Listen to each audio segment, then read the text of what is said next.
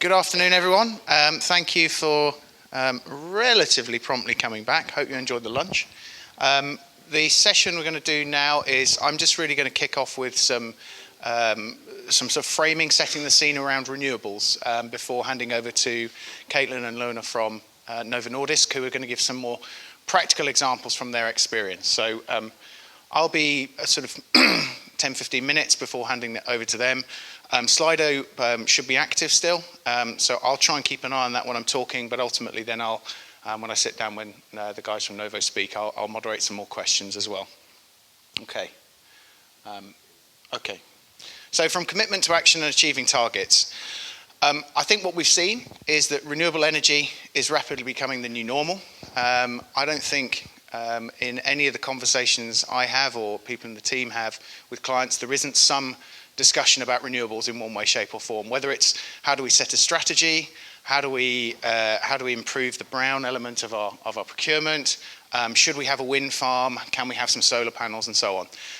And it's just become a huge groundswell of interest with all these companies and many more who have signed up to be part of this 100% renewable. So we've got the RE100, which was mentioned before. I'm delighted that the number I have on my slide of 204 companies is the same as on the slide before. So we've done our up-to-date research. I think the interesting part about this is it shows how all these companies working towards renewable energy, or renewable electricity, I should say, is across multiple sectors. But the interesting piece for me really is, and the pointer doesn't work. I just broke out the Nordics based on this 204 companies. It's pretty well even spread, but I think the interest is in the Nordics, but the actual number of companies who signed up to an RE100 target is still quite low. Not sure why, but hopefully we'll see that improve in years to come. So, back to Slido for a poll, I believe. In this poll, this is around what is the share of renewable energy in your mix today, and there'll be some ranges that you can click on. So hopefully that's active. Yes.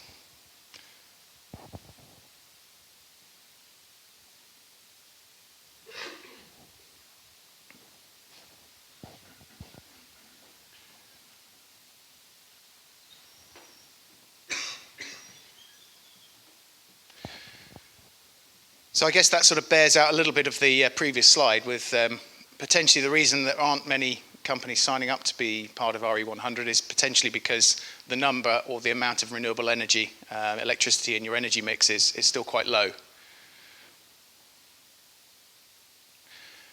Okay.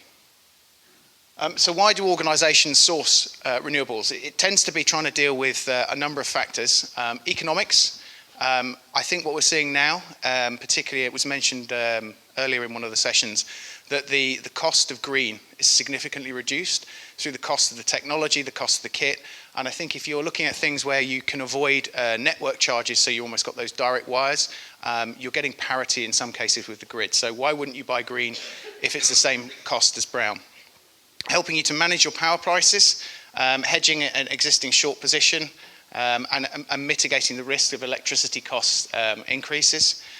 Resilience, we see a lot of that with people like data centers where they're looking at backup power generation through things like battery storage, phasing out sort of diesel generation. Clearly there's an environmental benefit and the push for people to be more sustainable and having a clear green agenda and your renewable electricity really sort of forming a key part of that. But increasingly we're seeing things around reputation. So organisations who aren't doing it are struggling to sort of justify why when all those other factors come into play. It's growing and it's set to grow. So this graph really sets out from 2017 through to 2030 a mixture of wind, solar, certificate purchases, on-site generation. But the interesting piece really is around the shortfall. So the potential shortfall here marked in the transparent bars, really showing that if we all wanted to go down this route, at the current status, we don't have enough renewable energy in the mix. So more of it to come, I think, is the message. And this is a source from Bloomberg New Energy Finance. So it's really a sort of a trajectory, which is almost something that we have to address if we're going to meet these renewable energy targets that companies have signed up to. So what are the ways to do it? You can buy certificates, confusingly with lots of different acronyms. So you've got EACs, so Energy Attribute Certificates, but called a variety of different things depending on where you are in the globe. So in the US it's RECs, in Europe it's GOs, it's TIGRs in Australia. They are needed to make environmental claims. They can be bundled or unbundled within your tariff, and it can help with that short-term green tariff need. You've got on-site, so that again supports the direct greening of your energy consumption. The challenge being scalability. So if you've got a heavy consuming manufacturing plant, it's unlikely that you're going to make anything close to your electrical load by putting panels on your building. In terms of off-site, we've got typically large-scale wind farms, which you're seeing offshore wind farms. When I add to my carbon footprint and go home, I fly over a huge wind farm coming into the Thames estuary in the UK. But there's wind farms I think you can see from the Horizon Bridge. They're growing in number, and they really have a huge impact.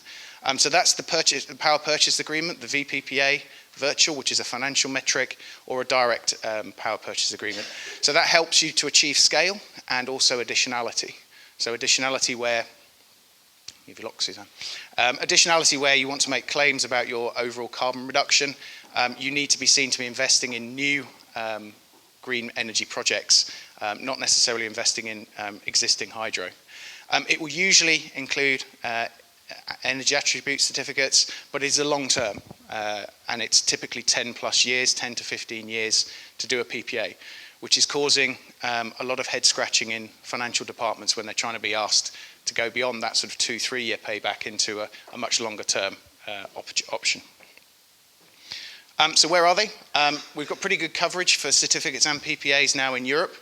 There's a few areas where only EACs exist, and sometimes where both of them exist, so there's sort of no excuse for not looking into it. And I think this is an interesting slide, which I'll just take a moment to go through. Down the left-hand side are the various different contractual instruments. So you've got certificates. You could work with a utility provider on a specific green program, on-site, off-site, and investing. And across the top is the things that I think organisations should really take note of.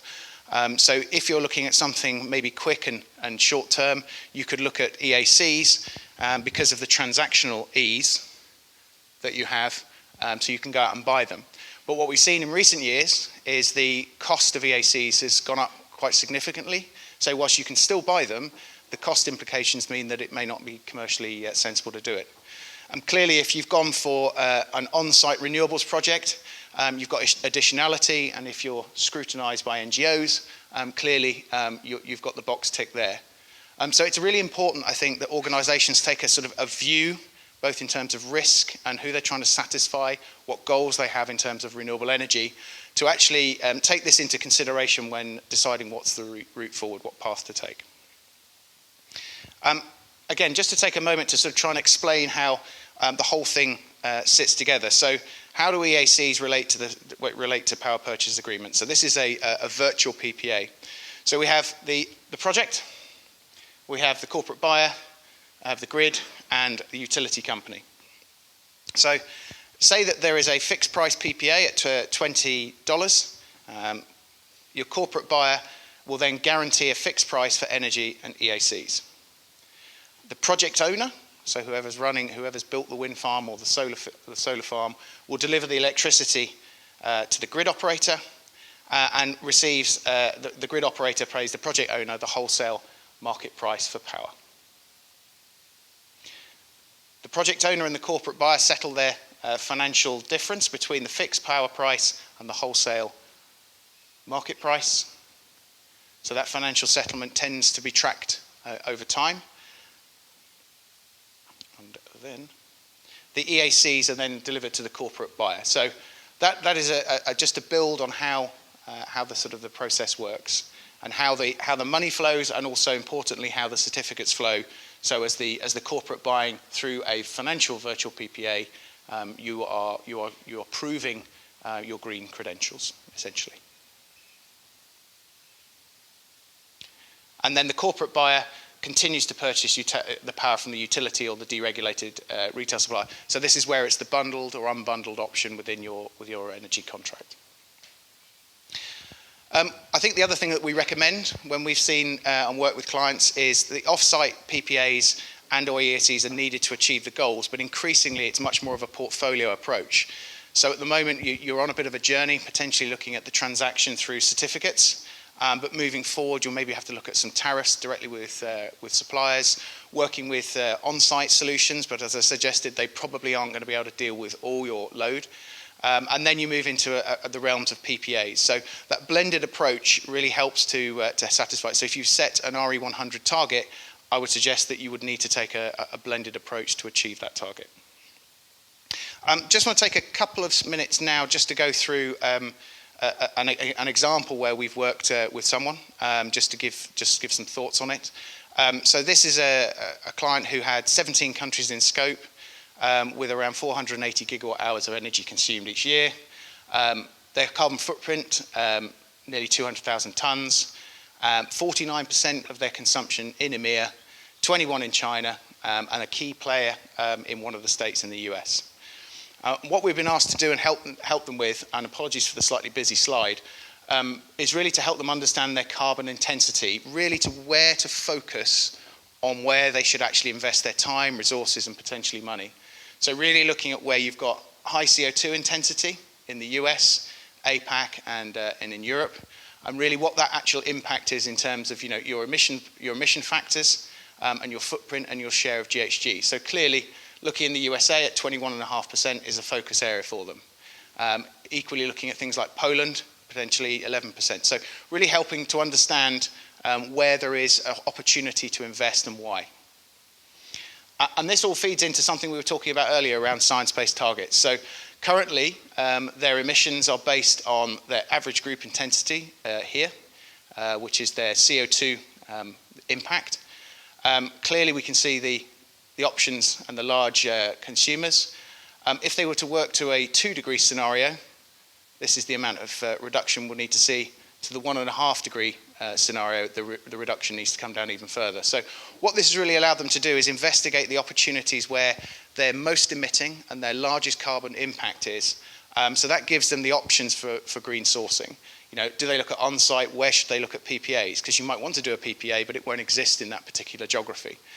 Is there something direct they can do with the supplier, or something they can put on their facilities? Is there a space for green electricity based on the commercials behind it? So in certain geographies, I mentioned you can buy green, but at a huge premium. So it depends on how much you're prepared to pay. So this was just a real example of how we're trying to guide people in where they should invest their time. One of the biggest problems, though, is organisation and alignment. So we've got clearly executives with a broad corporate agenda. We've got finance who need to see the commercials adding up. We've got sustainability trying to drive the business ever increasingly. But actually there's operations who need to run the facility and run the factory, run the buildings to make the organisation function. And I think that the stakeholder engagement piece is probably one of the most important things. We tend to find that we have a champion, whether that's someone within sustainability, within a procurement team, or an energy director. But it's so important when looking at the different tracks that you invest internally as much as you invest in exploring externally. So we have to satisfy people in finance, accounting, treasury, legal, real estate. You maybe then have to go to external counsel or tax and audit, and particularly with PPAs, what reporting framework you use financially, whether it's IFRS or US GAAP. It then goes further up the chain to a senior champion or executive sponsor, and ultimately it gets signed off at the board. So the most important thing, I think, is to state that this is one of the biggest challenges of getting that exec level buy-in to an organisation to really make that happen. So that's it for me. I will pass over to Lona, who's coming first, and thank you.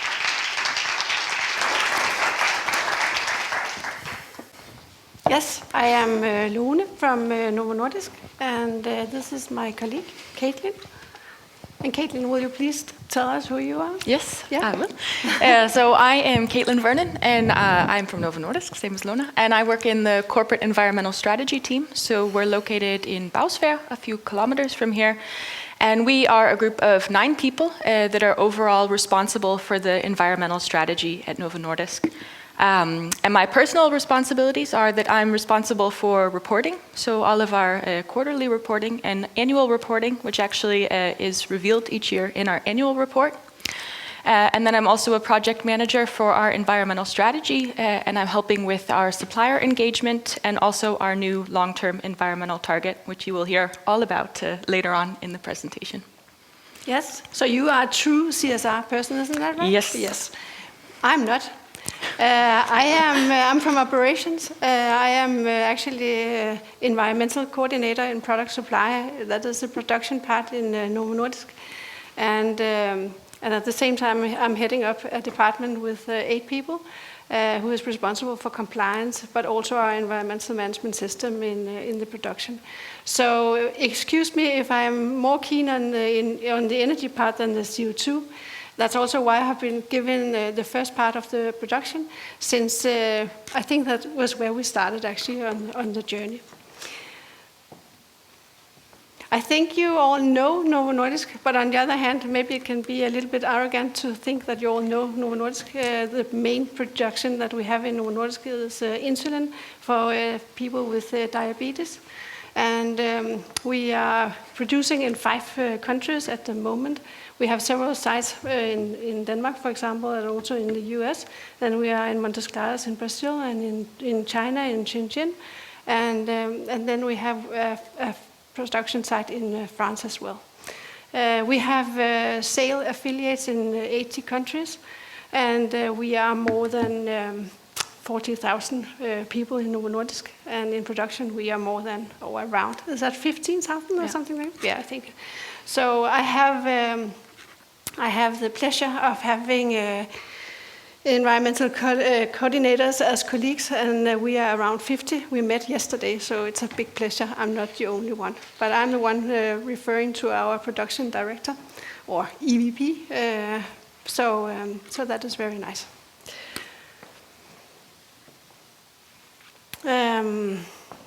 Our CEO is Lars Thaagaard. You have probably met him in the news. And he is very, very keen on environment. When you talked about stakeholders before, he is our main stakeholder, and it's not only driven by him personally, it's actually a part of our DNA in Novo Nordisk that we have triple bottom line. Maybe some of you know the expression, and the expression refers to that we have just on one hand to focus on the finance, but on the other hand also on the environment and the impact on the people. So EHS, you can say, and then also on the community that we are part of. So in all decisions, in the ideal world, we're actually allowed to bring in environment and people and society when we are taking an investment decision, for example. So that is very, very nice. And I also think that has helped us through this journey, because sometimes it costs more, and that is, of course, it can be a part of a battle, but on the other hand, I think it's a great help. So I think a good fundament to start off. And as I started saying, when we started, it was around 2003. It was after the Kyoto Protocol was just signed. It was in 1997, as I remember. And we were primarily focusing on our energy consumption and trying to identify where is it actually, where is our largest consumer. I don't know if you can see this little illustration, but ventilation and cooling and pre-treated water takes a lot of energy in our production. So that was where we were main focusing. Then after a while, we saw, when we knew where the significant consumers were, we were focusing on where to save energy consumption, but also some money. So we started designing energy deficient descriptions, and then we started defining targets. And then after a while, I think that it was the time where we started to report. It was not only us started reporting. It was at the time where GHG protocol started and CDP, and externally we were talking about not only energy consumption, but the CO2. And of course, we were also a part of that journey. So we reported and are still reporting to CDP, actually. And there, the idea of investing in renewable energy started, actually. So we have been focusing not only on site, but also off the site, especially. I think we have had the discussion, if I should have that included. You are more than welcome to ask, by the way, if you would like. But we, of course, have had the discussion, should we have solar panel on our buildings ourselves, or should we have a windmill, or should we have something else? But we have decided that our main focus is to produce insulin, and that's what we are best at, so that's what we are doing. So we have made agreements externally. And then we have for the whole site, and in the beginning, I think it was primarily in Denmark, and I will show that in a while. And then we broadened up, so now it's not only Denmark, it's actually globally as well, where our focus on renewable energy is. And then we continue the journey, and I think you will come back to that, Caitlin, with external communication about our targets. So if we translate this journey to CO2, then we started here in 2003. It's a little bit dotted line here in the beginning, where it became a strategic priority in Novo Nordisk, and I think it wasn't difficult to map the energy consumption, but was difficult was more to find out where to go, and I also think that partnership was just ahead of us. So we actually engaged with the World Foundation and defined a target. It was in 2006. And at that time, we also negotiated an agreement with Dong Energy, the current Ørsted, about a climate partner agreement. I presume some of you have heard of it. I don't know if anyone are climate partners. Anyone in here? No? Okay. I think we were the first, isn't that right? Mm-hmm. Yeah, we were the first. Yes, and we made this agreement and investment in Horns Rev, and it was a long-term agreement, and also to ensure that it was, as you talked about before, that it was additionality. We were very keen on that when we started negotiating an agreement regarding renewable energy, that it should be additional. And what is meant by that? That is that we ensure that this is not old windmill, it is the renewable energy is produced on, but it is actually new. So we invested in Horns Rev. And then you can see the curve goes very, very nice down. I'll come back to the target in a while.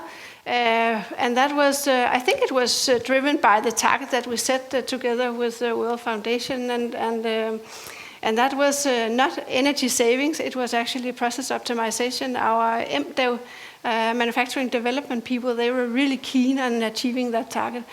And they did a huge process optimization, so you can see our CO2 curve is going very, very nice down. And then I think we could see that this was very nice, but on the other hand, if we didn't do anything, then it would increase again, because we were doing very well CO2-wise in Denmark, but our production globally was going up, so we had to do something around the globe as well. So we made an agreement in China. Actually, we started a partnership with Vestas, and we'd very much like to make a windmill park with them. And we are still trying to do that. We haven't accomplished that yet. In the meantime, we have made an agreement with another company called Gold Power. And it's, I can see some of you are smiling, and you probably think the same as I did. So I have been actually visiting the windmill park in Indre Mongolia to ensure that it is actually standing in China, and it is. So that's those parties that we have an agreement with today. And then we have been more interested not only in power, but also in steam and heat, how we can ensure that that kind of energy is CO2 neutral as well. So we're doing pretty well. And but some countries is still a huge challenge, and that you will come back to, Caitlin. But I think I can tell that soon we'll be CO2 neutral here in Denmark, isn't that right? Yeah. Yes. For production. For production. For production, yeah, but that's what I represent, yes. So I can be proud of that. And that is with the huge agreement we also made with Dong regarding Asnæsværket, which we have made an agreement that it should translate to biomass instead of coal. So that will be the last step here in Denmark. And then we have just made an agreement in the US. So in 2020, we will also be CO2 neutral on all our power globally. So that, I think that's a huge achievement, and we are very, very proud of that. But I think you will come back with the other end of the journey, isn't that right? Yes, I'm primarily in the beginning. So I will talk about the target that we set in 2004. And what I really, really like is this little chain. I know it can seem really, really terrible, and it's not me who has invented this slide, but on the other hand, I like it. I think what is about is that we are standing on two legs. When we're talking about renewable energy, it's not only regarding CO2, it's actually about energy saving as well. So what we do is that reduce our energy consumption as much as possible, either through energy saving projects or process optimization. And then afterwards, we ensure that we supply renewable. And I think that is really, really important. For me, I have to admit, I am maybe one of those who believes that we can't just put up another windmill all the way along. I think that will actually destroy our world. I believe that we have to reduce our energy consumption as well. So maybe I'm a bit old-fashioned. I don't mind if you think I am, but that is actually very important for me. So as you can see, and you can also see on the other slide, it actually made a huge decrease in our both energy consumption and also CO2. So the target was actually driving a huge improvement in 2004 to 2014. The problem was just that we actually made this huge improvement too early. So after 2012, where we reached the target, people didn't do anything. So that is actually also, you can say, a learning that a target is actually driving something. And this is one of my other favorite slides. That was the model that we were making the agreement with Dong Energy about. And that was that when we made energy savings, the savings should be used for buying renewable energy.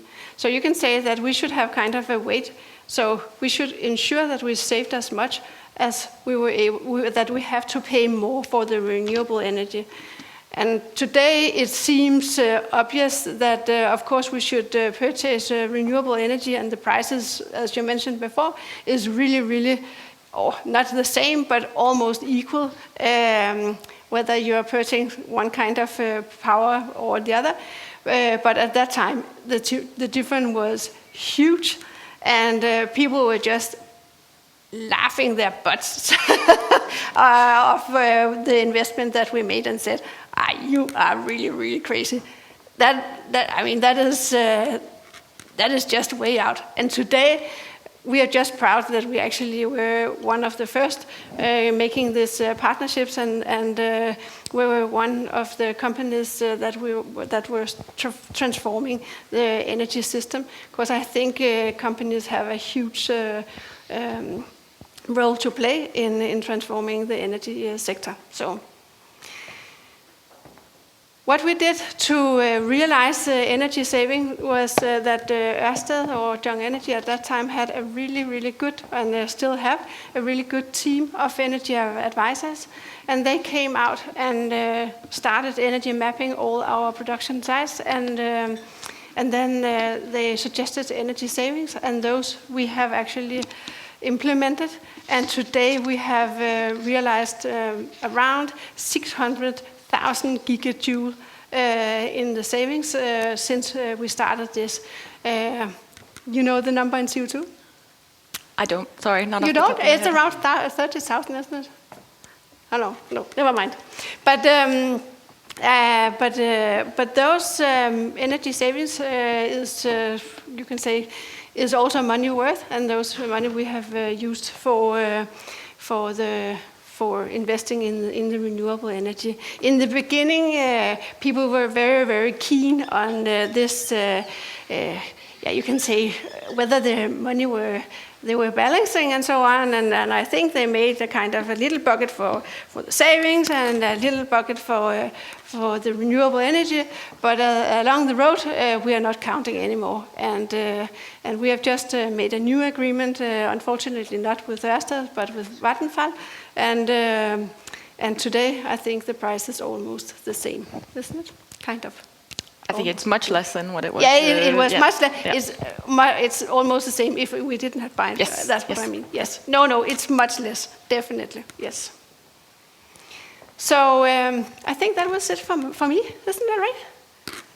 Just before we move on, there's just a couple of questions come up there. Yes. One of them around, do you have an understanding of your climate footprint for the organisation and the product? I don't know whether you can comment on that. So our total carbon footprint is 269,000 tons of CO2 each year. So this is quite significant, and we'll go through a breakdown later on in the presentation. And then in terms of the product, we have two life cycle assessment, or LCA, experts that work with our corporate environmental strategy team. And this has been instrumental in having us understand, okay, what actually is the impact of our product? And it actually took, I think, 2 years of analysis and assessments before we actually came up with the kind of final evaluation. But the average treatment you have as a Novo Nordisk patient is equivalent to drinking 1 cup of tea a day. So actually our products compared to other products are quite low in terms of the carbon footprint.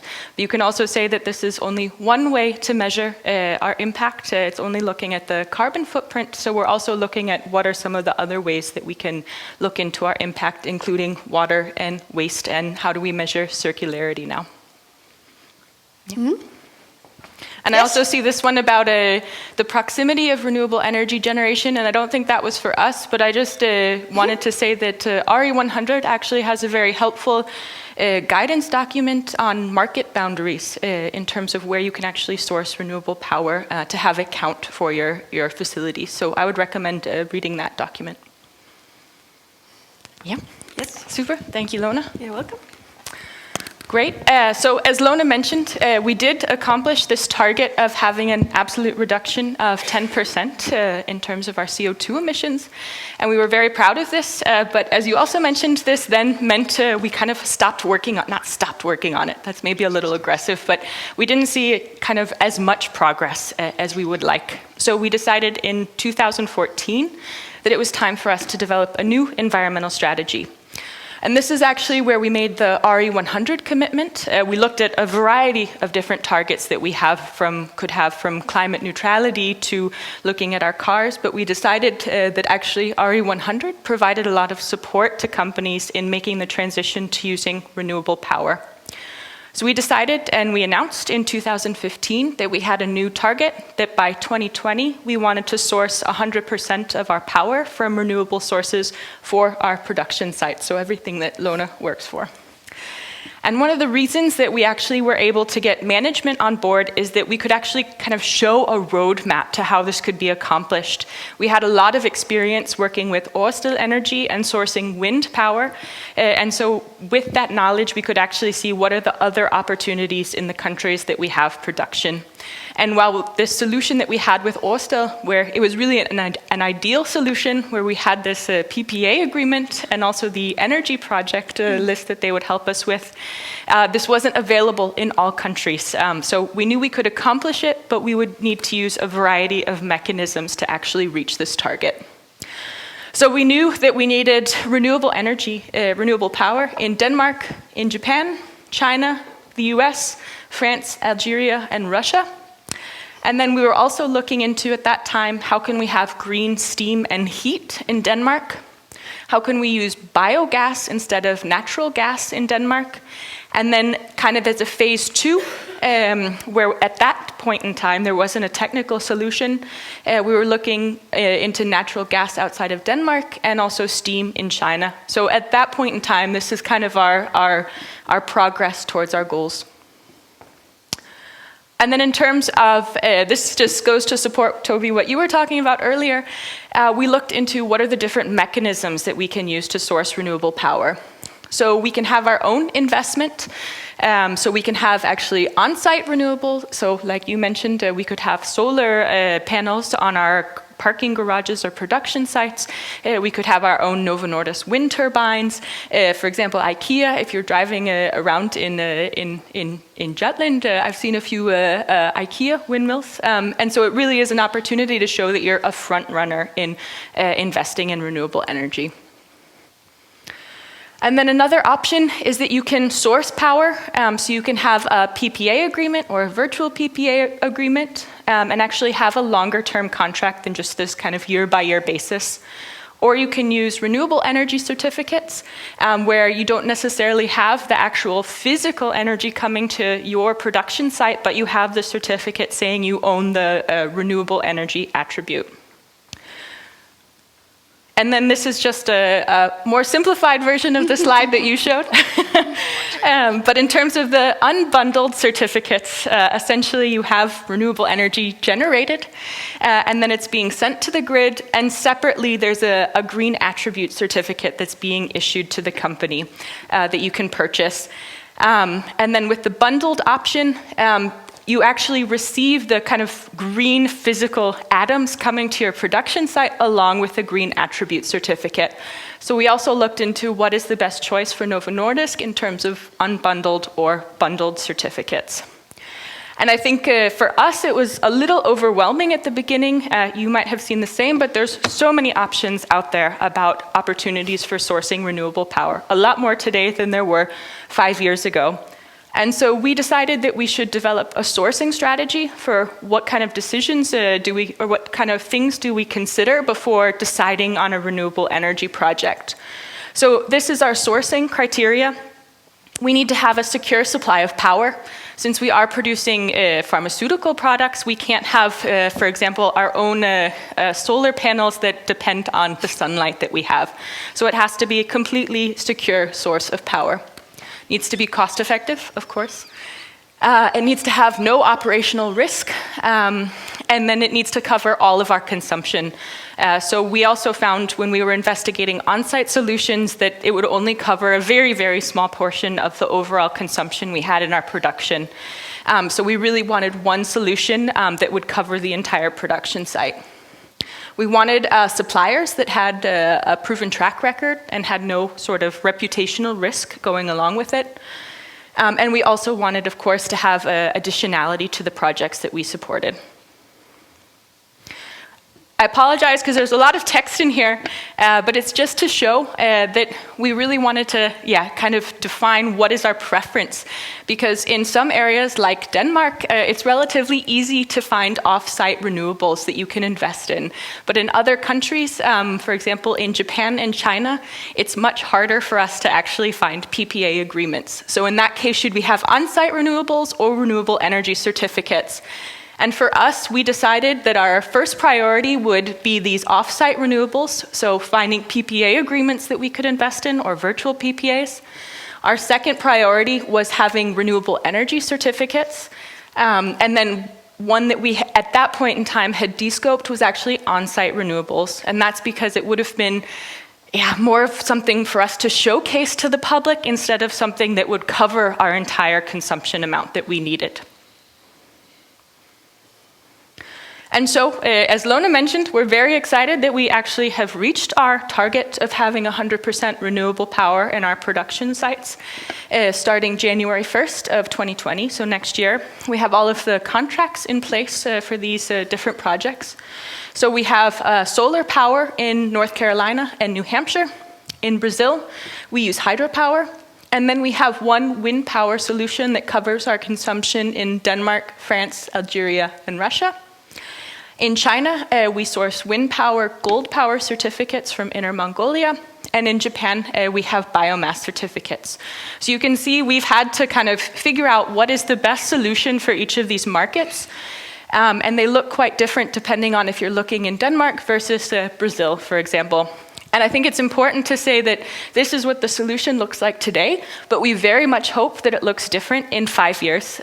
We don't think we have the ideal solution with certificates in China or Japan. As you mentioned, Lona, we've been working since 2011 actually to find a local solution in China.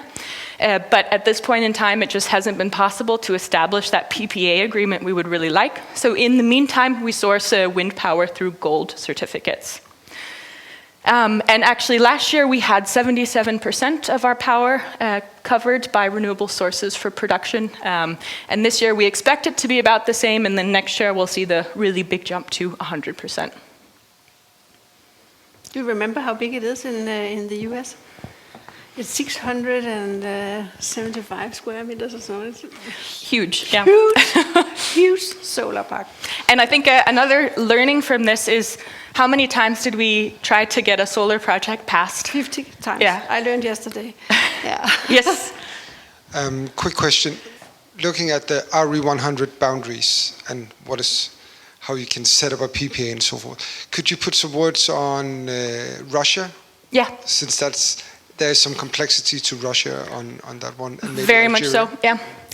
So actually we started developing the wind solution actually already in 2017, and I think this is another learning is that you can't just come up with a solution tomorrow. It actually takes years to develop these solutions with Vattenfall especially. And so at that time, the market boundaries did not exist. This was something that was developed in 2019. So we developed this solution in collaboration with RE100 and the World Resource Institute, and actually got all the approvals. And then suddenly in 2019, these kind of changed. So I think it's also to say that you do have to continually revisit what are the actual rules and regulations, because they will be changing in coming years. Yeah, that is one thing. And then in Russia, we actually only have a very, very small production. Yeah. And in Algeria, it's the same. It's less than 2%. The consumption is very, very limited. And then it was really, when it was really hard to find a solution, then we were actually looking into the grid, and we realized that the grid is actually connected here at Gibraltar. It is connected to the northern Africa and Europe is connected in the grid, and the same way to Russia. So saying that we have one solution which is on the same grid is not something that we are inventing. And we talked with RE100 and ensured that they were on the same page as us. So we agreed that this was the best solution instead of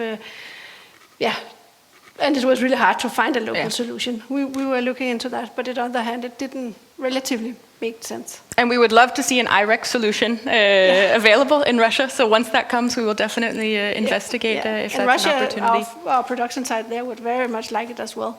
It's actually the situation that locally they are very keen on being CO2 neutral as well. In China, our colleagues are very, very keen on having a windmill close to the production site and not in Mongolia, for example. So, so it makes sense for them as well. Just a follow-up question on China. Mm-hmm. So have you considered, as a lot of companies in Europe with headquarters in Europe but production in China, it's very much around Suzhou or Dongguan or areas like that. Have you considered looking into consortiums, like going into with other Danish companies or European companies? Great question. We actually have a collaboration with Novo. So this memorandum of understanding we had in 2011 was with Vestas, Novo and Novo Nordisk. But we've actually found that we could use some more support, and we're in this industrial area called the Thaagaard Park. So we're also investigating, are there other people, maybe not necessarily Danish companies, but other companies in the area that we can work with to really push this agenda further. Someone in here from Halder Topsø, isn't that right? No? Okay, because they are located in the same area as well. Yeah. But I think partnerships in some of these areas would be key in driving the change, definitely. And so that leads then to our new environmental strategy. And this is something that we're very proud has only recently been launched this year. And the reason that we've decided to launch a new strategy is because actually last year we knew that we would be achieving the RE100 target once we got this US solar project up and running, which now it is. And we decided that we've been focusing very much on our manufacturing projects. We've been focusing on energy efficiency and finding renewable power sources, but we needed to actually expand the scope from just our manufacturing to also looking at our upstream suppliers and also downstream. So actually looking at how do patients use our devices and where do the devices go once they're consumed. So we decided that we needed to define new targets and ambitions, and we ended up with Circular for Zero. So the whole concept of the strategy is moving from a very linear approach to consumption, where we kind of make our products, our patients use them, and then they're disposed of. And in the vast majority of the world, they go to landfill. I know in Denmark, we're very proud that we have incineration with energy recovery, but we also don't think this is the best way to treat our waste. We know that our pens are made of very high quality plastic, and we know actually from production waste that we can recycle these materials into new products. So we want to go to a more circular approach where instead of this make, use, and dispose concept, we actually try to source renewable resources and renewable materials for our production. And then we have all of our production, not only power, using renewable fuel. And then in terms of our customers, we also need to engage with customers so that they either recycle or return their devices at the end of use.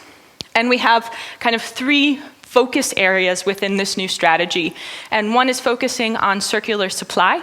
So we know actually that it's around 85 to 90% of our CO2 emissions that come from our supply chain. So this is enormous compared to what we actually have as a company.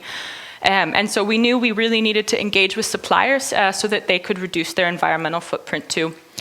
So we've started a Suppliers for Zero program, and we're working to engage with some of our highest emitters so that they also have some targets in the near to longer term. And I think it's important to mention, sometimes we have a supplier that has a science-based target and is part of RE100, and other times we engage with a supplier that doesn't know what an emission factor is. So we really have all levels of the scale here for suppliers that we're dealing with. And then in terms of the second pillar is that we're a circular company.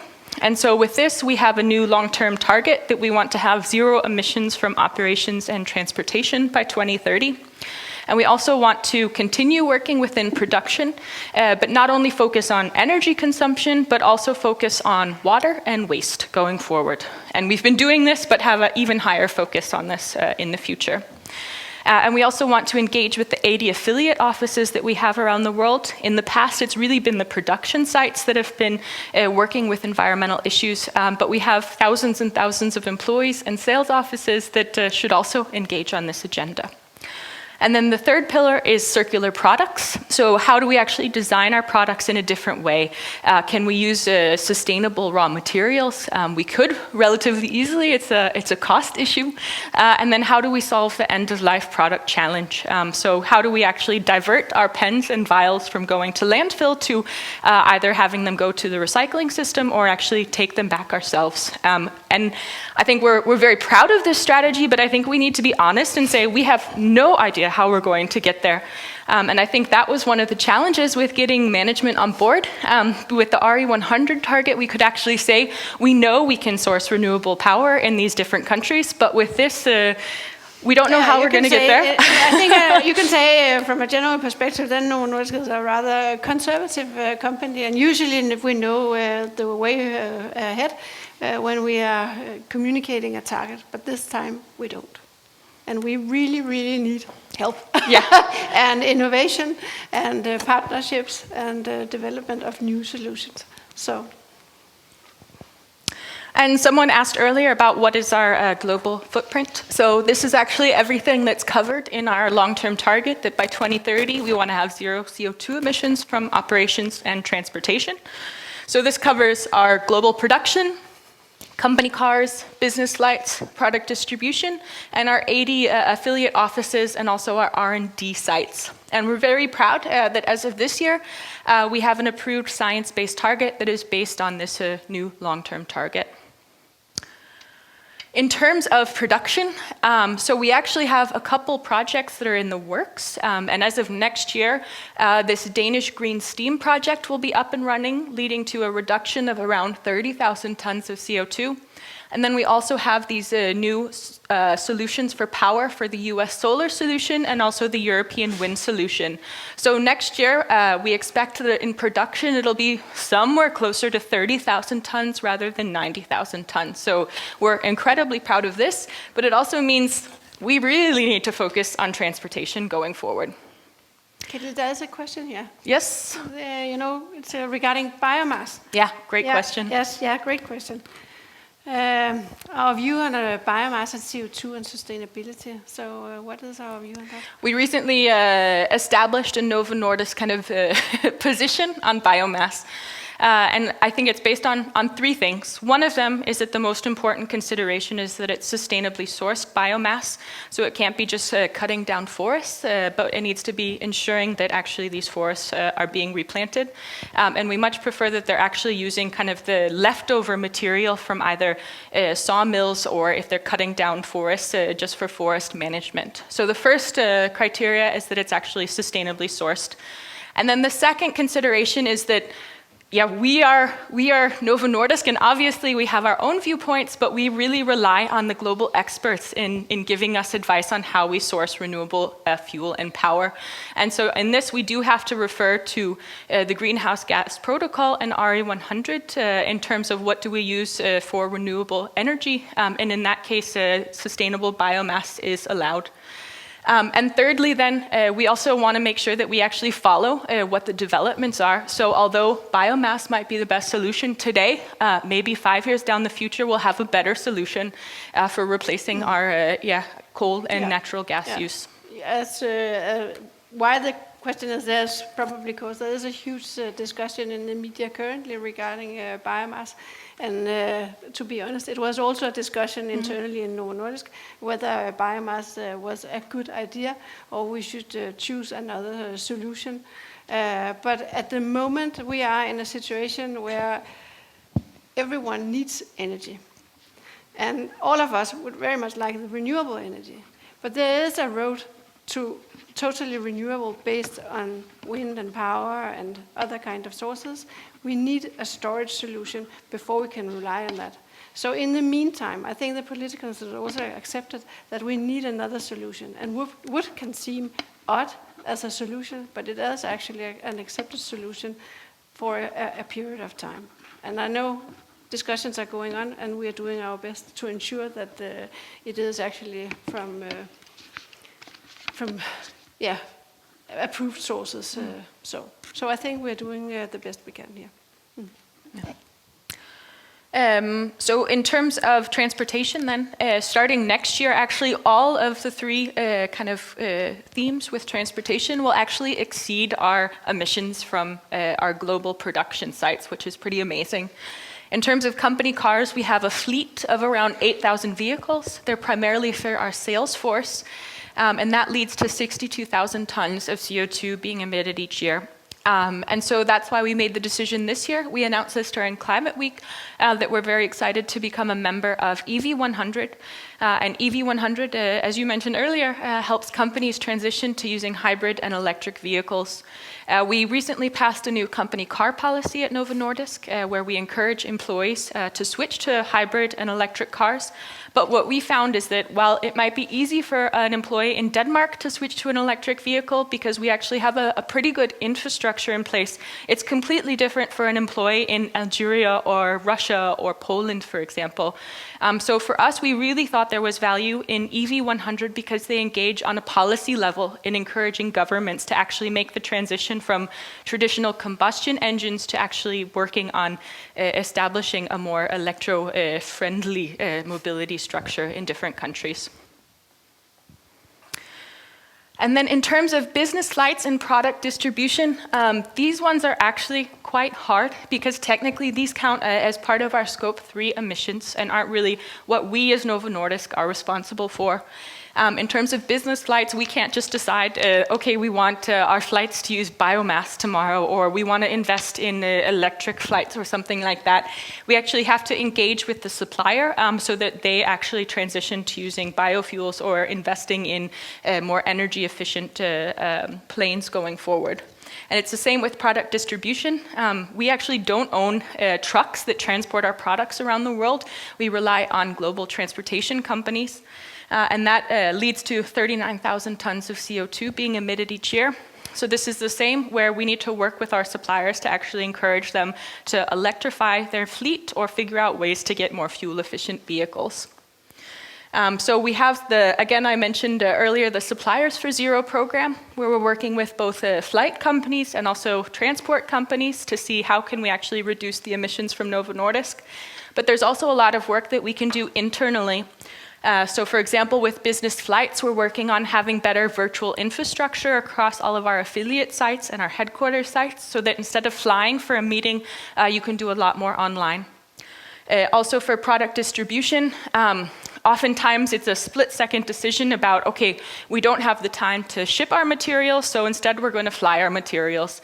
And once you make that decision to fly instead of ship, you're actually multiplying your CO2 by almost 100. So we really want to encourage employees to make the decision to ship and ensure that they have products ready to be transported in good time. So we have both a track for internal engagement and external engagement here.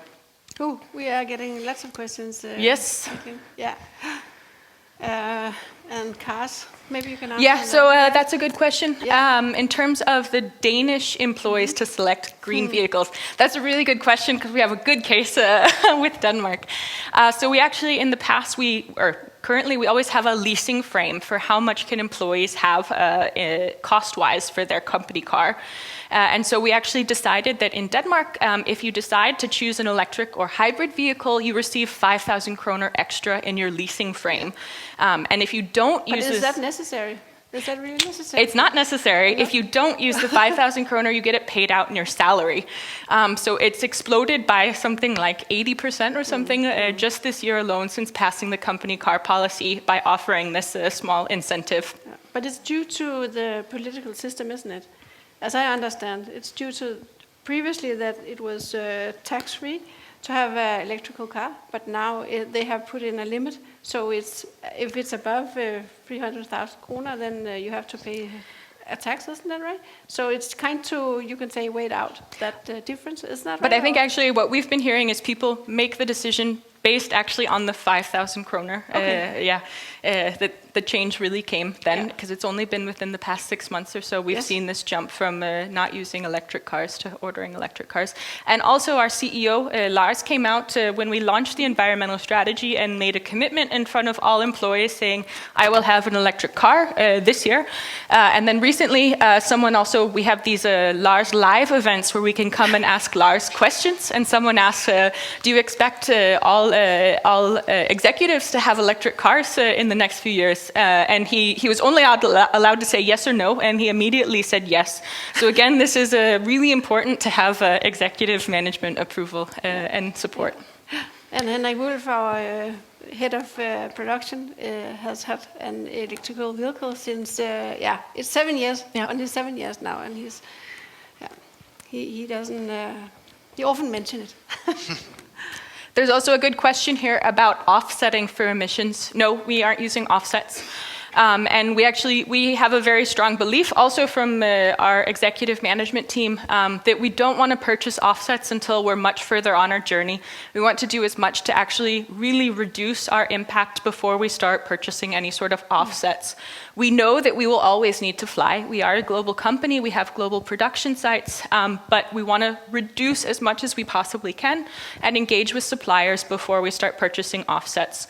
So a hard answer is no, we don't, but yes, we will need to at some point in the future once we've done as much as we can to reduce our consumption. Yeah. And then we get a question regarding taxes and car hire, and that is the same answer, isn't it? I think we are negotiating here as well with our suppliers. We do track it. It's not included as a part of this target, but we do track it, and we actually recently went through a tender process for our taxis and company cars, where we actually included environmental criteria for the first time. I can't share the results because they're still going through negotiations, but I think it'll be good.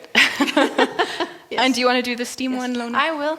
And I think that was the project that we talked about previously, Asnæsværket in Kalundborg, where we have entered an agreement with Ørsted regarding changing the power plant, or you can say the coal-based, both its steam and power plant, to biomass instead. So instead of coal, they actually will only use biomass from 2020, from 1st of January. I know they have already started this. Some days they are actually using the biomass, but to ensure a stable production based on biomass, they have promised from 1st of January. So. Car policy, it's 5,000 a month. So this is really, it costs quite a bit, but we've also seen a huge amount of people who are interested in having a hybrid or electric vehicle. Novo Scope 3, 10 times Scope 1 and 2. So what is in your Scope 3 action focus? So we have the business flights and product distribution, and then we have, so this is kind of only one of the 7 tracks within the environmental strategy track. And our kind of biggest track that's engaging with our Scope 3 emissions is our supplier track with Suppliers for Zero. We're working on having an external target for this, and we expect that we'll have one next year in terms of the number of suppliers and the amount of CO2 that we'll have reduced by 2030. And then finally, with our offices and labs, so we have these 80 affiliate offices, and I think it's 5 R&D sites. And so we will be following the same solutions that we found for production, whether by having off-site solutions or finding REC certificates. But this is going to be quite an adventure, because while it's relatively easy in Europe in terms of sourcing for all of our European sites, then I believe you actually have to use country-by-country boundaries, which means we might need something like 60 different solutions, but we do have until 2030 to solve it. So we have a little bit of time. And actually, we had our biggest win was with our R&D site in China. They actually are responsible for about 5,000 tons of these 28,000 tons, and they already agreed that they would like to be part of the production solution in China. So the gold power. So they actually, from this year going forward, will be covered by renewable energy certificates. And then this is just to show all of the different kind of categories that are covered in our new target. So we have, you can see a couple with the solution in place, a couple that are in progress, but we still have a long way to go in terms of solutions that need to be investigated. And I think by far our biggest challenge will actually be kind of the end here, where it's product distribution, business flights, and company cars, because at some point we will need to compensate. For example, even if we transition all of our company cars to being electric vehicles, you still have to consider that maybe they're being charged in an area that has a very fossil-based electricity system, so that isn't necessarily carbon neutral. So there are a lot of considerations, and we have a lot of work to do. But as you said earlier, Lona, we can't do it alone, so we're always looking for collaboration opportunities. If any of you have ideas for us, we're happy to hear, especially if you're in Shenzhen in China, please let us know. Yeah, we had this event yesterday, and Carlsberg were visiting us, and they have production as well in China, and they told us what they were doing, and I think actually that collaborating is a really good word here, and a very good exercise, because why do it alone? Why event here alone? I think do it together will be the right way to do it. And there's a question here, how does the engagement with suppliers take place in practice? So we have, with a lot of suppliers, we have kind of either quarterly or yearly meetings with various suppliers. And so at these meetings, someone from the corporate environmental strategy, either myself or a colleague, will come and kind of pitch this idea to why we would like the supplier to participate in the Suppliers for Zero program. And then they sign an addendum to their contract with Novo Nordisk that they would like to participate, which really kind of gives it some substance that it's actually included in their contract with Novo Nordisk. And I think we can share that we actually we had 12 suppliers that we wanted to engage with in 2019, and of these 12, 10 said yes, that they would like to participate in the Suppliers for Zero program. So I think we've had a lot of success so far, but ask us a few years down the road, and also once we start actually communicating publicly on this target. Yes, Suppliers for Zero will be part of our supplier screening and tendering process. Yes. And we lost it. There was one about target setting for waste. How do you go about doing that? Yes, and that is, it's not new to do waste management in Novo Nordisk. We have done that along the road with energy and water as well. But now we are focusing again on reducing our material consumption. And then afterwards, then we have an internal target. Can I tell about it a bit? Yeah. We have set a really, really ambitious internal target that we will eliminate our waste to landfill. So that is really, really ambitious, and we don't know how to get there, especially in the US and other countries. It's a huge challenge because their landfill is the way to do it. So there we have to enter partnerships with the community and also be a bit creative to maybe to inspire some others to go into waste handling and so on. Because here in Denmark we have started to try to recycle even more, and we have developed small machines actually to divide our scrapped products into pieces so that it could go into different fractions and so on. But again, we have to remember that we are not waste handlers. We're actually producing insulin and pharmaceuticals. So that is our primarily focus. But we are definitely pushing to the markets and the structure. So that's a journey that we have. So that is our main target. But 2030 is probably not the year that it will happen. I think that will be too ambitious. But hopefully one day, from a circular perspective, that could be great, that nothing ends at landfill. And right now it's less than 1% of our total waste that ends up in landfill, but we're working to actually reduce this even more. But I think one thing that, this came up a lot yesterday at a big environmental workshop with Novo Nordisk, is that we report on waste from production, but not on waste that customers have from our products. So we also need to consider that in our reporting going forward. Yeah. Novo Nordisk and diversity. Do you have any insights in that one, Lona? Maybe the person who's asking can elaborate a little bit on that question. Biodiversity. Actually, we are thinking about biodiversity. So nature, there's 6 mass extinction on this planet. On biodiversity is also top of the agenda. Of course, the topic for today is climate and all the beautiful things you're doing here. But have you considered having a synergy between those 2 strategies, or what is your position on? Is there a synergy between climate strategy and biodiversity? I mean, I think this is something that's considered when we're building new factories, definitely, in terms of the certification process. I think we can also discuss in terms of the work CFA does. So at least, at production sites, they do try to, I mean, this sounds really fluffy, but I know that they've planted trees at the Algeria and Iran sites. Yeah. And in Denmark, they've also established a kind of a wild forest area around our headquarters. But I think it's a very interesting topic and maybe something we could be better about. I think what we're looking into is that we have a policy regarding chemicals, for example, when we are not using chemicals in, you can say, in the areas around our facilities. Is that what you're thinking about, or?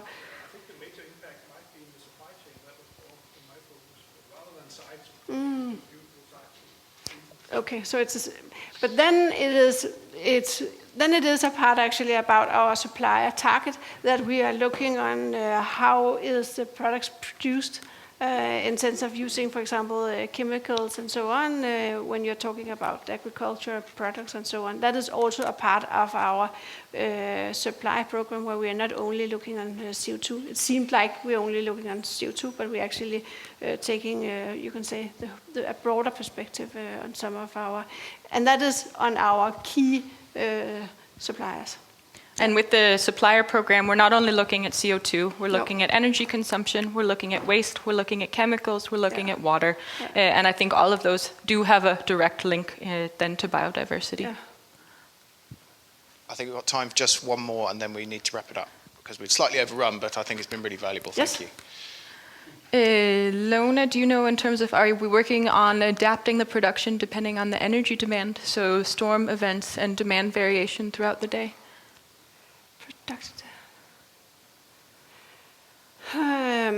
I know. I mean, it's a bit difficult to adapt the production depending on the energy demand, as some places we have 24/7 production. So then it's a bit difficult to move depending on whether there's energy or not. But what we have is that we have our own emergency supply if that is needed. So no.